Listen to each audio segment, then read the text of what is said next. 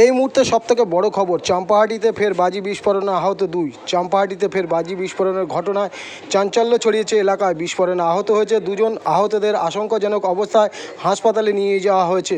বিস্ফোরণের পর দমকল দেরিতে পৌঁছানোর অভিযোগ তুলেছে। বিক্ষোভ দেখাতে শুরু করেছে স্থানীয় বাসিন্দারা। পরিস্থিতি নিয়ন্ত্রণে বারুইপুর পুলিশ জেলার অতিরিক্ত পুলিশ সুপার অতীশ বিশ্বাসের নেতৃত্বে ঘটনাস্থলে পৌঁছায় বিশাল পুলিশ বাহিনী। প্রাথমিকভাবে জানা গিয়েছে যে জনবসতি থেকে কিছুটা দূরে জমির মধ্যে ঘর তৈরি করে বাজি তৈরির কাজ চলছিল। সেখানে বিস্ফোরণের ঘটনা ঘটে বলে প্রাথমিকভাবে অনুমান। কিভাবে বিস্ফোরণ ঘটলো তা খতিয়ে দেখছে বারুইপুর থানার পুলিশ। ঘটনার পূর্ণাঙ্গ তদন্ত ইতিমধ্যে চলছে। চাম্পাহাটি থেকে জামালউদ্দিন সর্দারের রিপোর্ট, 72 ঘন্টা।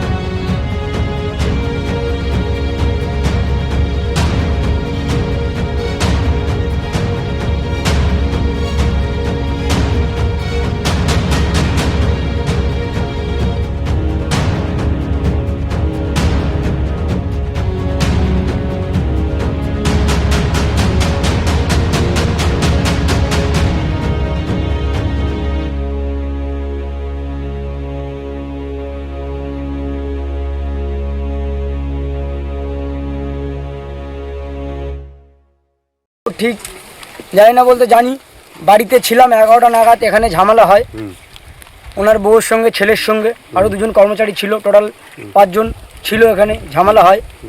ঝামেলা হতে প্রায় 11:30 পৌনে 12টা নাগাদ এই দুর্ঘটনা এখানে ঘটে। বাজি যে আগুন লেগেছে, এখানে আগে এনারা ফিশারিতে মাছ চাষ করতো, আমরা জানতাম।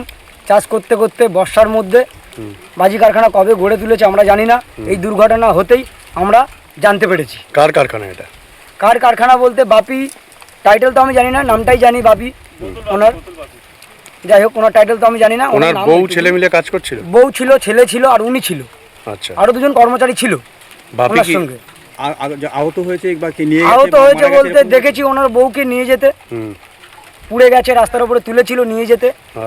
আরো যে 4 জন ছিল, টোটাল 5 জন ছিল, আরো যে 4 জন ছিল তারা কোন দিক দিয়ে পালিয়ে গেছে, কিংবা পুড়ে গেছে, কিংবা জলে পড়ে গেছে, আমি তো জানি না। আর বাপি আহত হয়েছে? বাপিকে আমরা তো দেখতেই পাইনি। ঠিক আছে। কতদিন ধরে চলছে এটা? কতদিন ধরে চলতে বলতে স্যার আমরা তো জানি না। আমরা জানি এটা মাছের ফিশারি। হ্যাঁ, মাছের ফিশারিতে থেকেই যখন এটা বাজি কারখানা হয়েছে, বাসটা হতেই আমরা বুঝতে পারি যে এটা বাজি কারখানা হয়েছে। আমার নাম দীপঙ্কর দাস। দেখুন, আমরা এখানে পুরো পুলিশের টিম আছে, ফায়ার ব্রিগেড আছে, আমরা তদন্ত করে দেখছি। প্রিলিমিনারি যে ইনফরমেশন আছে, বাপি নস্কর বলে কেউ একজন এখানকার স্থানীয় লোকেদেরকে মাছের ব্যবসার নাম করে জঙ্গলের ভেতরে একটা জায়গায় বাজি মজুত করেছিল বা তৈরি করছিল, সেটা ম্যাটার অফ ভেরিফিকেশন। কিছু মানুষ গুজব ছড়াচ্ছে যে 5 জন ইনজিওর্ড হয়েছে, 5 জন আহত হয়েছে, হতাহত হয়েছে, এরকম কোনো কিছু ইনফরমেশন আমাদের কাছে নেই। আমরা যা এখনও পর্যন্ত পেয়েছি, বাপি নস্করের ফ্যামিলির একজন লেডি, তিনি ইনজিওর্ড হয়েছেন, ওনাকে বারুইপুরে রেফার করা হয়েছে। এছাড়া কারোর কোনো ইনজুরি বা আদারওয়াইজ কোনো সমস্যার খবর কোথাও নেই। কিছু লোক এটা গুজব ছড়াচ্ছে, আমরা তাদেরকে স্ট্রংলি বারণ করছি যে এরকম কোনো গুজব ছড়াবেন না, পুলিশকে কাজ করতে দিন, প্রশাসনকে। আর স্থানীয় লোকেদেরকেও বলছি, যখন লুকিয়ে চুরিয়ে এখানে কেউ এরকম কিছু করছে, আপনারা যখন খবর পাচ্ছেন, আপনারা কেন প্রশাসনকে জানাচ্ছেন না? আমরা আমাদের টহলদারি বাড়িতে আমরা আজকেই অলরেডি এখানকার যে অ্যাসোসিয়েশন আছে তাদেরকে কমিউনিকেট করে দিয়েছিলাম যে আগামীকাল 12টার সময় তাদের অ্যাসোসিয়েশন অফিসে পুলিশ এবং অন্যান্য অথরিটিদের সাথে তাদের মিটিং আছে। স্ট্রিক্টলি বারণ করে দেওয়া আছে যেগুলো ইলিগাল ফায়ার ক্র্যাকার্স আছে আর উইদাউট লাইসেন্সে যারা করছে তাদেরকে ব্যবসা না করার জন্য স্ট্রং অ্যাকশন হবে। যদি কেউ উইদাউট লাইসেন্সে আর যেগুলো লাইসেন্স বহির্ভূত বাজি আছে, অর্থাৎ গ্রিন ফায়ার ক্র্যাকার্সের বাইরের যেগুলো আছে, সেগুলোর এগেনস্টে প্রশাসন এবং পুলিশ যথাযথ ব্যবস্থা নেবে।